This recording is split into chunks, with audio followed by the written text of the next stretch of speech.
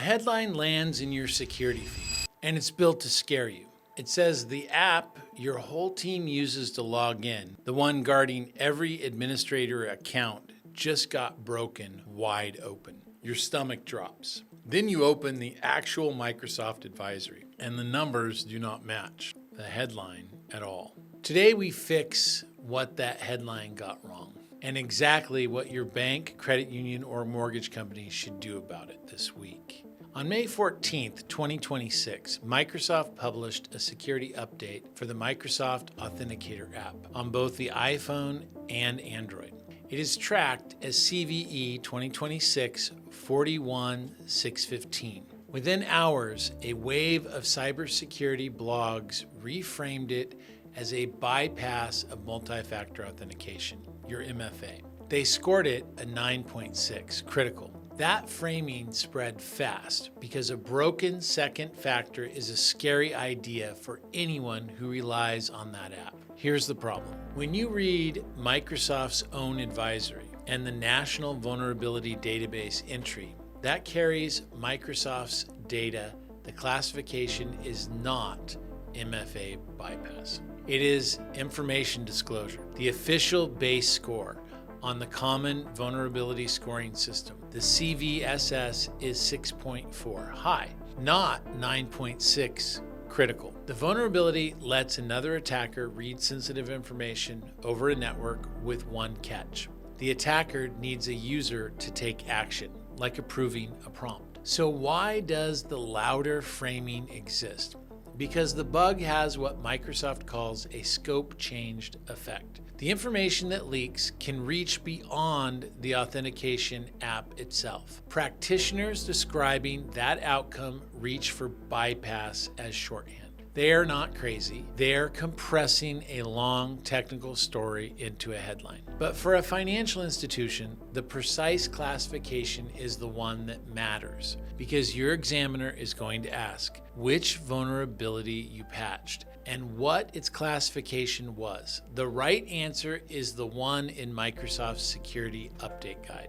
Now, here's the part most IT directors miss in all the noise. Whether this is a 7.4 or 9.6 does not change your action plan at all. Not one step. Think about that. It is information disclosure. You patch Authenticator, you tighten your signing controls, and you make sure a hardware-backed login exists for your admins. If it really were a full MFA bypass, you patch Authenticator, you tighten your signing controls, and you make sure a hardware-backed login exists for your admins. Same three moves. The severity debate is interesting on a security blog.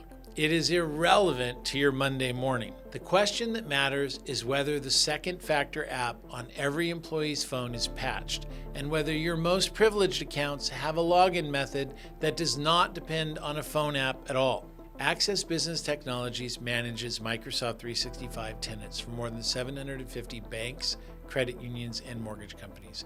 We are one of the largest Tier 1 Microsoft solution providers dedicated to financial services in the United States. So when an Authenticator advisor like this one drops, the response is already folded into the monthly Microsoft 365 Guardian cadence. It comes down to 3 controls. Control 1, force the Authenticator update. Use Microsoft Intune. You require the patch app version on every managed phone, and you block any device that falls behind from reaching company resources.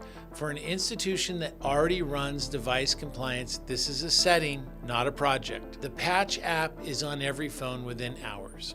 Control 2, audit your sign-in strength on privileged accounts. Most institutions stop at require multi-factor for everyone. That is good, but a plain push notification is not strong enough for a global administrator. You review every policy that protects an admin role or a money movement workflow, and you confirm it requires an explicit, stronger standard. Control 3, add a phishing-resistant fallback. Microsoft has a built-in setting that requires a hardware security key, Windows Hello, or a certificate for your most privileged roles. None of those route through the Authenticator app. So the next Authenticator class vulnerability, the one that has not even been disclosed yet, cannot touch your admin login. And one governance note for the credit unions watching. If you ever have a reason to believe an attacker has actually used a flaw like this against a privileged account, the National Credit Union Administration gives you 72 hours to report it. The clock starts when you reasonably believe, not when you finish the investigation. Build that into your incident plan now, not during the incident. If you are running these 3 controls yourself this week, the blog article linked below walks you through every step with the exact Microsoft settings to capture for your examiner file. If you would rather have ABT run the review on your tenant and hand you the evidence, the link to talk to one of our identity security specialists is right there too. You can also get a free Microsoft 365 security grade for your tenant. Look for the link in the description below. The headlines will keep getting the scores wrong. Your job is not to win the severity argument. Your job is to have the patched app, the strong admin login, and the documented review. Do that once, and the next scary headline is just another Tuesday. I'm Justin Kirsch. See you in the next one.